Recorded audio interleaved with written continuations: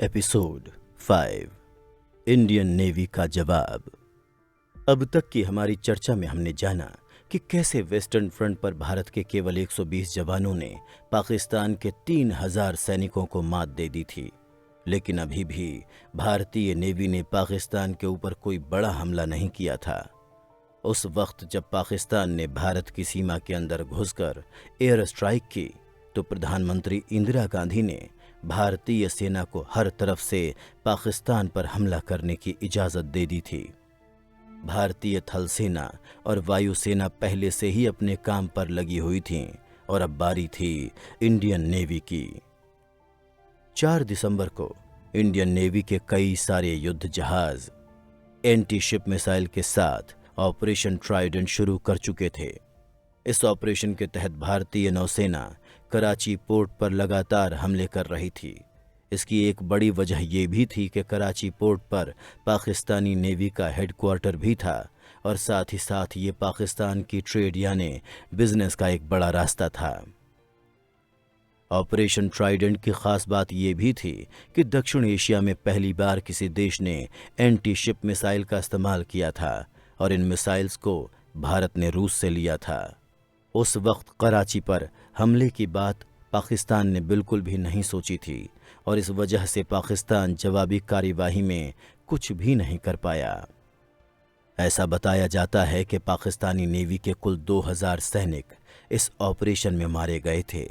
वहीं भारत के भी 194 जवान इस ऑपरेशन के दौरान शहीद हुए। मगर भारतीय नौसेना ने इसके साथ ही 1500 के करीब पाकिस्तानी सैनिकों को बंदी भी बना लिया था और पाकिस्तानी नौसेना के 2 डिस्ट्रॉयर पीएनएस खैबर और पीएनएस शाहजहां भी भारतीय नौसेना के द्वारा डुबो दिए गए थे। यही वो समय था जब पाकिस्तान ने अपनी सबसे खतरनाक सबमरीन पीएनएस गाजी को भारत के एयरक्राफ्ट करियर आईएनएस विक्रांत को ख़त्म करने के लिए भेजा था। उस वक्त आईएनएस विक्रांत भारत के लिए बहुत ही ज़रूरी था और भारत के पास पाकिस्तान की सबमरीन को रोकने के लिए कोई ख़ास तरीका भी नहीं था। वहीं आईएनएस विक्रांत को भारतीय नेवी ने पूर्वी पाकिस्तान की सीमा पर डिप्लॉय भी कर रखा था और वहां से भारतीय वायुसेना इसकी मदद से पूर्वी पाकिस्तान के अंदर पाकिस्तानी सेना पर लगातार हमला कर रही थी। माना जाता है कि उस वक्त भारतीय खुफिया एजेंसी रॉ ने बड़ी महत्वपूर्ण भूमिका निभाई थी। भारतीय सेना को ये बात अच्छे से पता थी कि अगर पीएनएस गाजी आईएनएस विक्रांत तक पहुंच गया तो आईएनएस विक्रांत को बचाना काफ़ी मुश्किल हो जाएगा। इसीलिए ख़ास प्लान बनाया गया और उन्होंने विशाखापट्टनम के बंदरगाह पर यह अफवाह फैलाई कि आईएनएस विक्रांत यहाँ पर आने वाला है और कुछ ही समय में यह अफवाह पाकिस्तान की खुफिया एजेंसी तक भी पहुँच गई और पाकिस्तान ने पीएनएस गाजी को विशाखापट्टनम की ओर मोड़ दिया।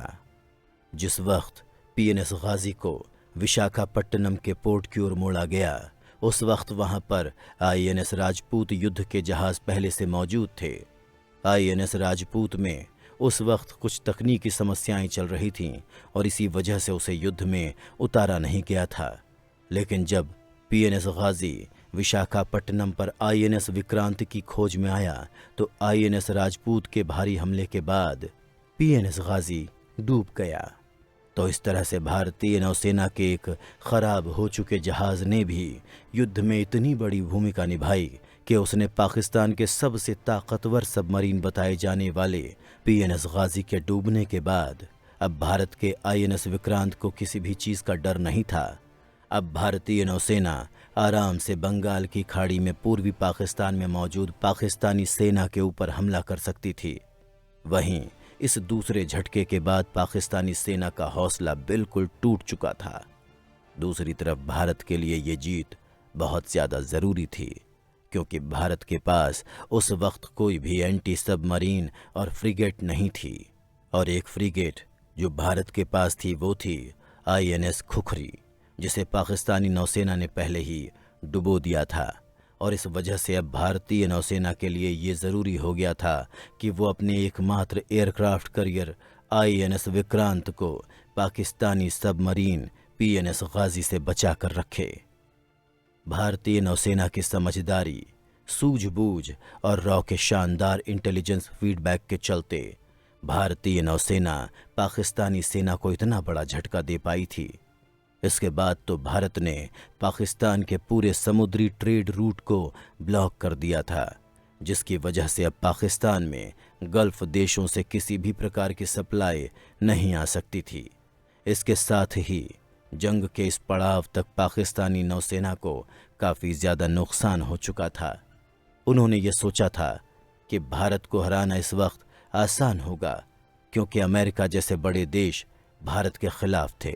लेकिन पाकिस्तान उस वक्त इस बात को भूल चुका था कि भारत के समर्थन में सोवियत संघ खड़ा था।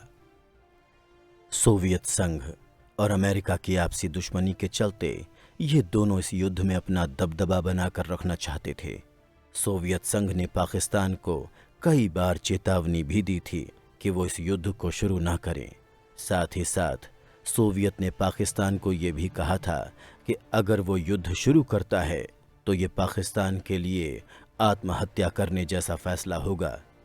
ये सब जानकर अब हमारे सामने सवाल ये आता है कि आखिरकार रूस ने कैसे भारत की इतनी सहायता की और क्यों अमेरिका और ब्रिटेन जैसे बड़े देश युद्ध में भारत के खिलाफ कुछ भी कदम नहीं उठा पाए।